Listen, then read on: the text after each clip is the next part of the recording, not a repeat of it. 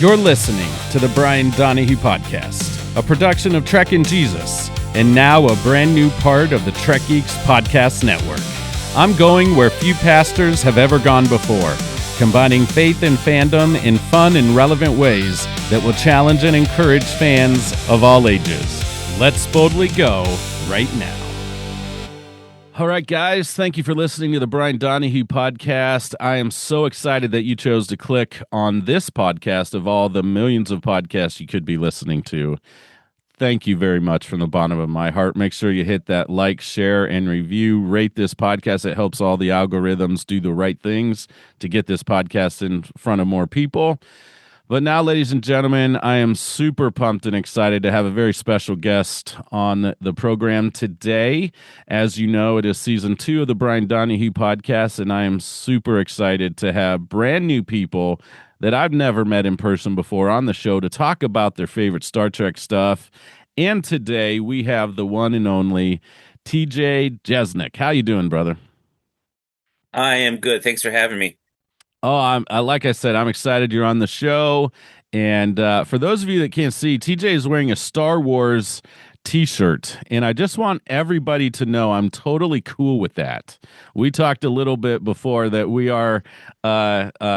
like both, and that's okay. And that's my philosophy with fandom anyways. Like, it's okay to have your hands and stuff here and there and like different things. So TJ, you are most welcome on this show with your Star Wars t-shirt, sir.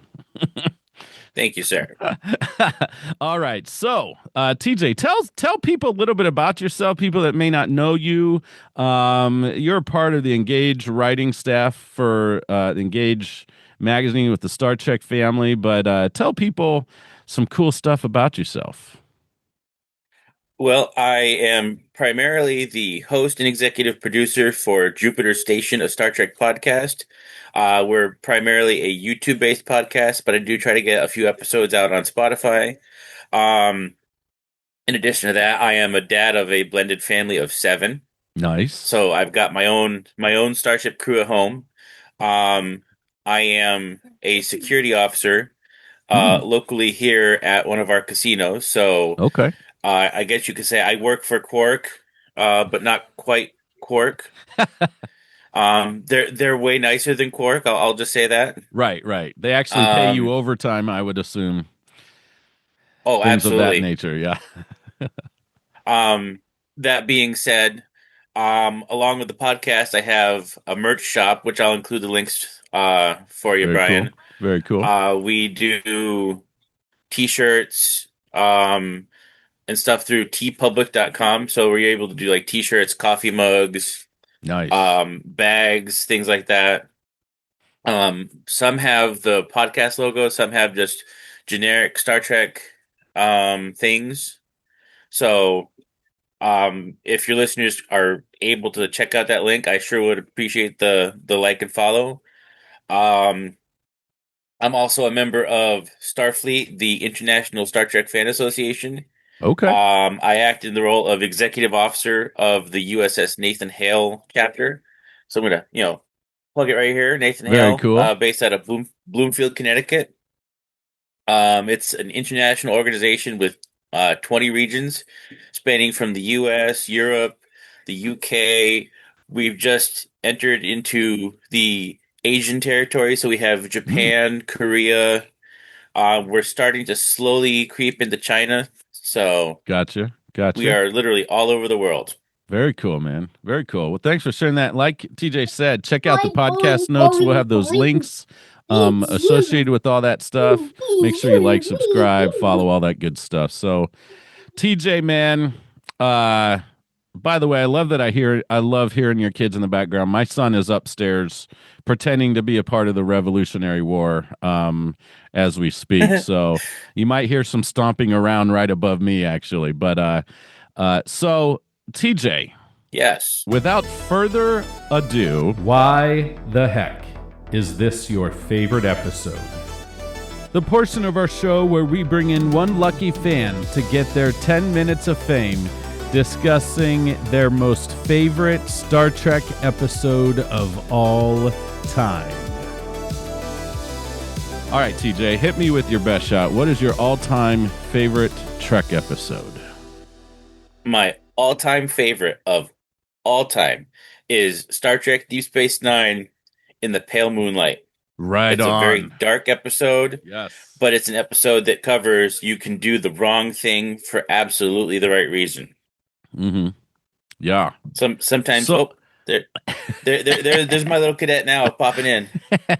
hey, how's it going? All right, so I need you to go beam somewhere, okay? Thank you. She runs to the transporter now, Yes, yes. but you absolutely can do the wrong thing for all the right reasons. Um, and it's basically, you got to get dirty to clean up the problem. Yeah, yeah. It is such a complicated episode because that issue, as you described it, like there are times we all know, like military life is sometimes messy. It's very organized, structured, but what you have to do to protect the country, to protect your people, all those things. Sometimes you have to do some not nice things, and I think that episode really brought home, maybe not for the first time in Star Trek's history, but certainly the most powerfully, um, that type of sacrifice that Starfleet officers have to go through. And that really, I mean, you turn that around to any military personnel whatsoever. Sometimes that, especially in the command situation, right? You look at the commanders in like modern day military, and they're constantly asking themselves, did I do the right thing? Like, Yeah, yeah, was that what I had to do? Did I do everything I possibly could? And yeah. even like, kind of, stepping out of Star Trek and into like, military history. Look at what Hal Moore said. There's always one more thing you can do, and then you get to a point where Mm, you're like, well, was there still one more thing I could do? And it's like that yeah, constant yeah, question that leaders have. yeah. And I think it's an important one, and I'm really glad in this episode. I think that they tackled this because I think we have this. It's not facade was the first thing that came to my mind, but that's not the right word. We kind of have this mentality or this idealistic approach to our captains in Star Trek from a fan base that like they're all morally upright, usually choose the right things, the right path, rarely lead anyone else astray. But I think in Deep Space Nine, and I think we see it here and there in other Star Treks too. I think more so in maybe more recent uh, editions of the Star Trek universe. But I think in Deep Space Nine, they just weren't afraid to say these characters have depth and complexity, and sometimes they make the right decisions, sometimes they don't. But how do you respond? How do they respond when maybe they're at least momentarily unsure? Because we see that in the episode, especially that famous scene at the end, right? Where Oh, when Cisco he's is saying, talking to his log, yeah. yeah, yeah, and he's saying, I can live with it. I can live with it. You know what I mean? Like he's processing. Can he really live with what has happened and Yeah, what he did? and you can see that complexity across Cisco's face the entire time he's talking. Mm-hmm. And that's the thing. Like it shows that commanding officers are human, not Yes, robots, so and good. everybody has that expectation versus reality. And I think Deep Space Nine really wasn't afraid to touch on the reality of it. Like, Yeah, you know what? It's messy and it's not going to be pretty, and you got to do what you got to do. absolutely. And I think that's something, TJ. We know new fans are coming and experiencing Deep Space Nine for the first time, and it's really gained from the people I've talked with. It's really gaining popularity more so than maybe ever because people are going, "Holy crap! This show is ahead of its time." It dealt with all kinds of issues throughout its 7 seasons that some Trek had never touched on before, and it is darker, but it still has like one thing I love about it is that it still has that kind of Star Trek hope You know, they're still trying to achieve something better. They're still trying to think about more than just their own selfish ambition. You know, they're really trying to think about how do we better ourselves, how do we do the right things, and so I think that's really something that, for me at least, as a Deep Space Niner, I still cling to, I still appreciate about the show. And that's what I've discussed with quite a few of my guests. Like I had Nicole DeBoer on, and I told her point blank what I liked about Deep Space Nine was that it wasn't clean. Yeah, It was yeah, messy, and yeah. you have this perception. You get to Starbase One, and it's clean and meticulous, and everything Hmm. is well kept and vacuumed, and the whole nine. You can like bounce a quarter off the bunk. Right. And then there's Deep Space Nine, where it's like there's dust everywhere and Yeah. things are falling apart, and Chief O'Brien is cursing up a blue streak because now he's got to go fix this problem, and Hmm. it's not perfect. And that was what I liked about it, was that you can still carry out the mission, and it's not going to be perfect. Yeah, that's one thing. I remember watching The Emissary, the pilot episode, when it first aired. And I remember being frustrated with how dirty this, like, why are they what are we doing here? You know, I love the Enterprise D for one thing. Um, but I also remember as a very young man going, wow, this is going to be different. And that's cool. Like this, we're not getting the same old Star Trek. You know what I mean? Like, and I think that hurt. I think some people were really ticked off by that because they wanted the same old, same old. But I think some fans were like, let's go, let's do this. Well, and you touched on something there too. Like, look at the last 6 months worth of Star Trek. Everybody's been either on the side of Starfleet Academy Hmm. or absolutely against it. But the Yeah, thing yeah, is, a real Trek fan looks at it and says, let's give it a shot. yeah, Like, yeah. they don't judge it. They actually look at it and say, well, let's give it a shot. But you're Hmm. always going to have those people who say, oh, no, this isn't Trek because it doesn't have this, this, and this. Or, oh, Right, this isn't right. Trek because the captain doesn't sit correctly in the captain's chair. I'm Hmm. like, who cares? Right. Yeah, I'm I with mean, you, man. I, I am non-military, but I did military training as a ROTC cadet in college, and my commanding officers would just sit however the heck they wanted to. Like, Yeah, yeah, like, hang on, let me sit down and get comfortable, and we'll talk. yeah, yeah. It didn't matter if they were sitting upright in a chair or if they were, Right. standing with their hand on their hip. They just they sat down because that's what was comfortable. Yeah, yeah. And I think that's like you hit on something about Star Trek. Like there is that I Oh, love, I and got I to talk talk to about. engineering. Yeah, I keep phasing. I keep oh, phasing out. I your got to talk to shoulder. engineering. Man, That's all right. That's all right. But is that an engineering problem or a transporter problem? I don't know what's going on. I think it's one and the same. I've been on my wife to get a hold of engineering because the gravity's too heavy, and it seems like the older I get, the heavier gravity seems to weigh on me. Yes. Yeah. Actually, Well, the other day at work, I looked at one of my supervisors. I said, "Hey, can somebody call engineering and have them turn down the gravity, please?" And my supervisor's a Star Trek fan just like me, and he said, "Yeah, I would, but we got the guys from Starbase 80. uh, Always the oh my Starbase 80 goodness. guys. Why?" Yeah. Yeah. Well, But one of the things we're that's talking the about thing. with Star Trek is there's just such variety in the franchise, right? There's so much material there for fans, new fans to sink their teeth into. And I'm not like a huge fan of Lower Decks. I don't hate on it at all, but I just have not been super excited about Lower Decks. Some of my best friends, even on the big sci-fi podcast that I'm a part of, love Lower Decks. They're just as excited about that show as any other Trek show, and that's cool. It's not my cup of tea. Um, and but at the same time, I can still appreciate that. I'm glad Lower Decks is around for fans that want that type of Star Trek. You know, that love that kind of offbeat humor infused version of it. And I think it has been surprising. I mean, we've seen the fans' reactions with Discovery, even of fans being very frustrated with that show, so for all kinds of reasons.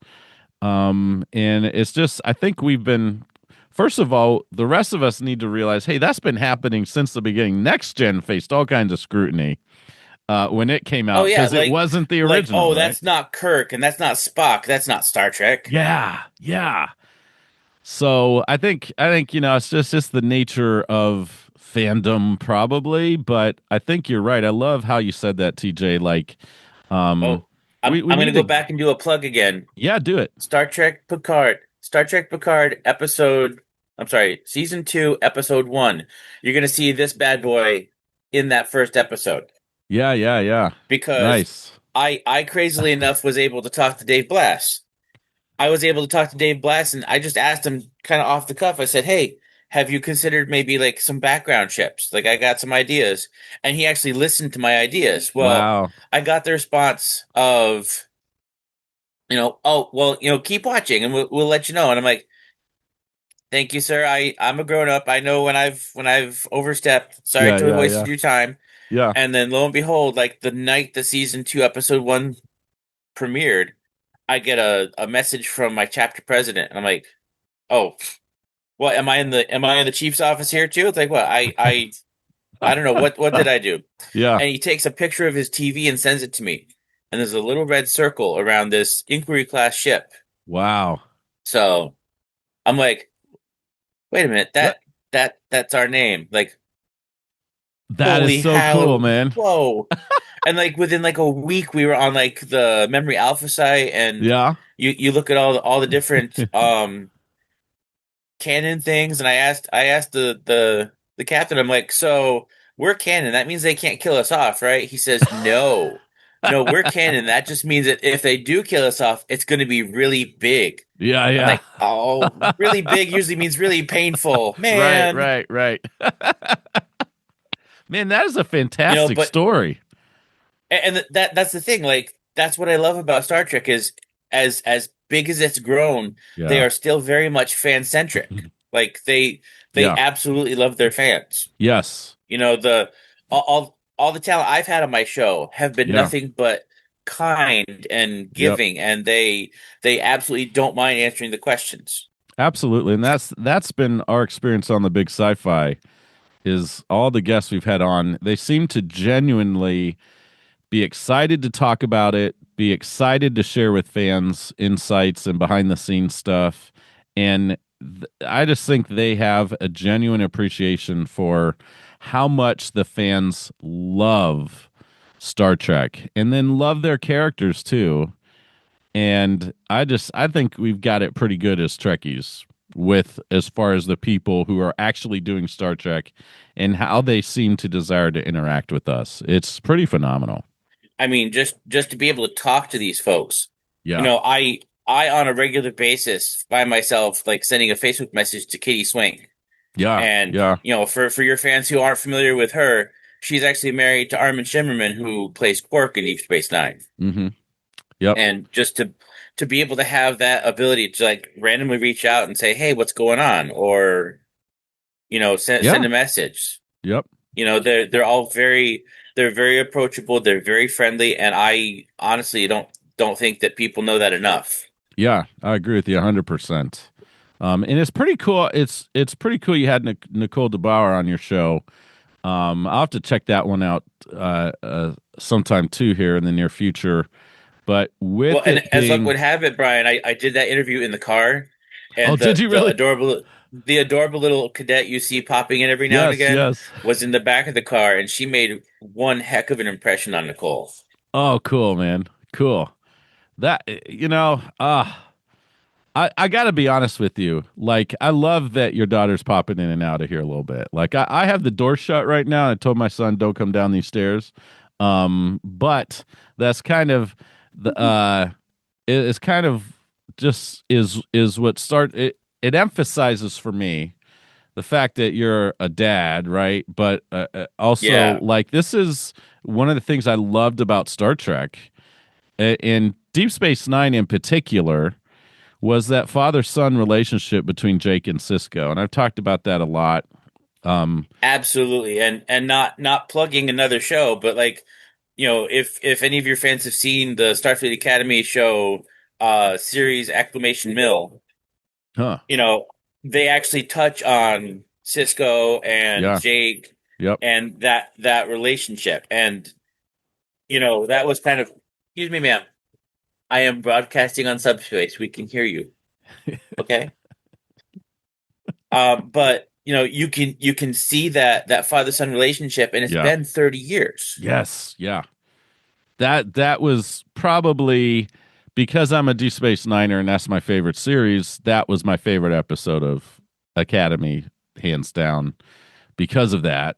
But so TJ, so in the pale moonlight, and I happen to have a poster of that episode over here on the wall, because it's such an iconic Cisco with that glass raised up in front of his face. Such a great shot.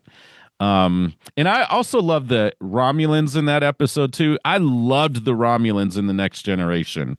Those were some of my favorite episodes watching Next Gen. And I loved how Deep Space Nine brought them back into the equation here with the Dominion War. I just thought it Absolutely. was And they were definitely a more present yes, yeah, um enemy, I guess you could say, mm-hmm. because all we really saw of the Romulans in TOS was like just like a Yeah, passing thing. yep, It was primarily Klingons versus the Federation, yeah, yeah, and like you only like sparsely saw the Romulans, and then they yeah. added the Romulans as a more regular uh character flow. Yep. Yep.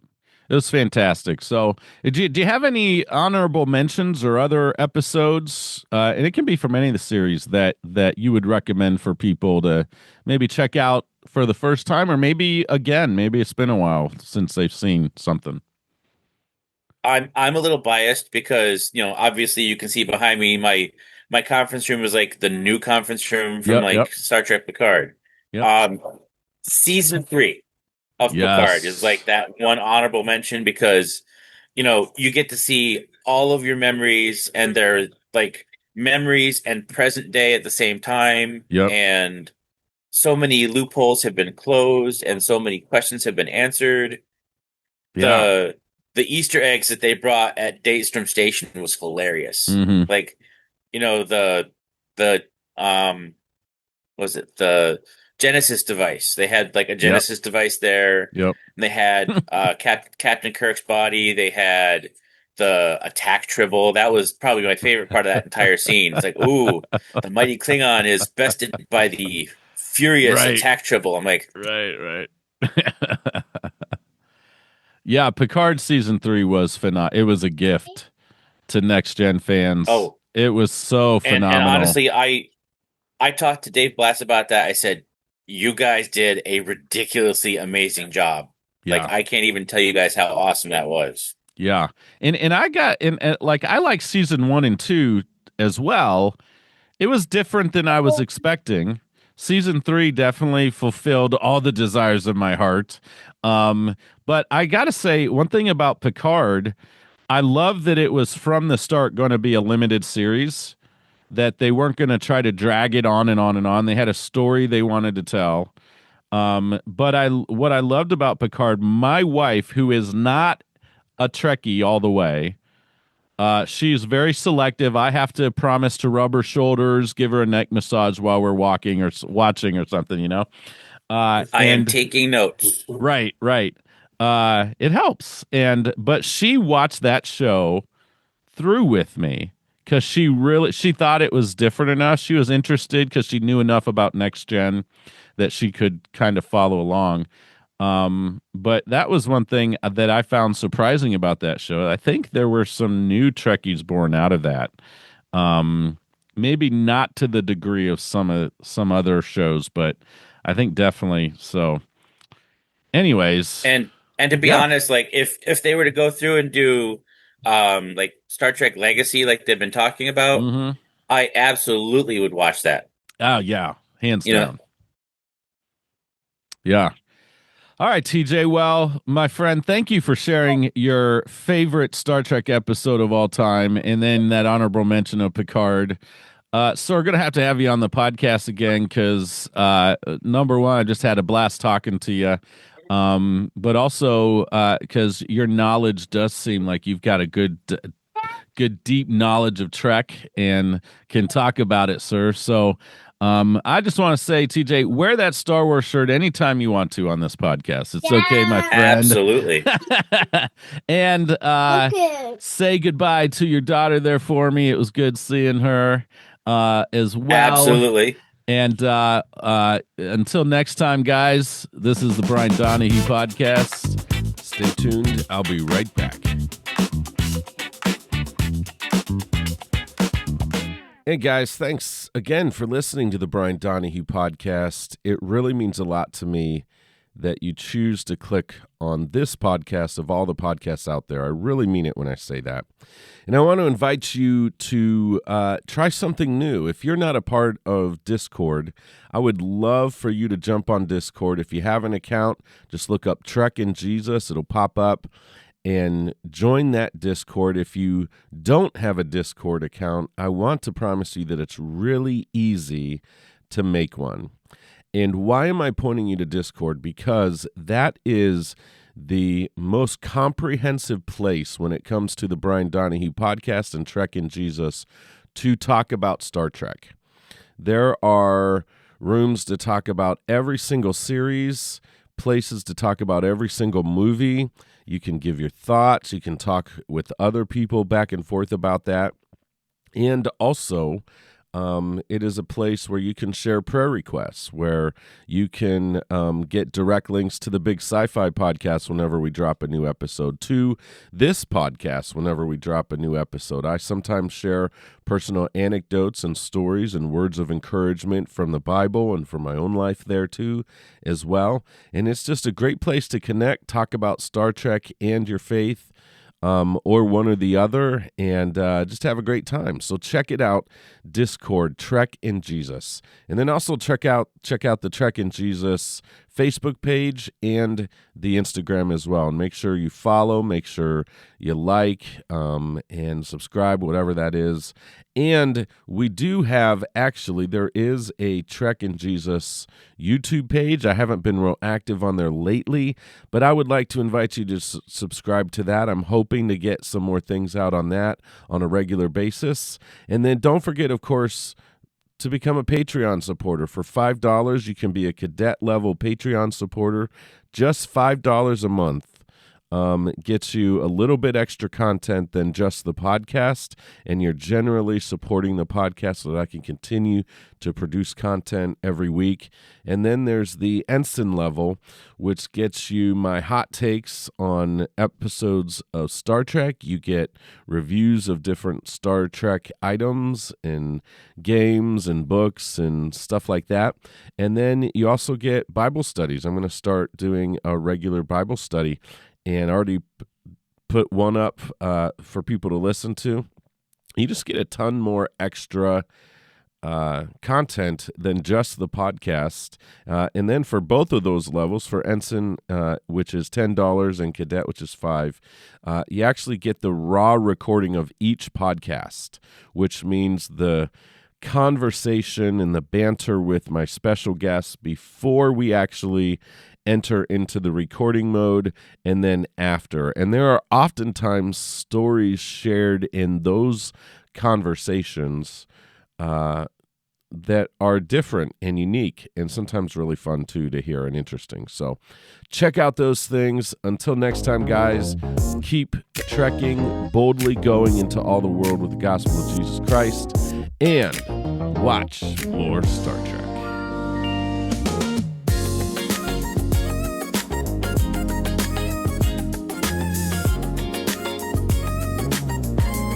This podcast is a part of the Trek Geeks Podcast Network. Check out trekgeeks.com for more.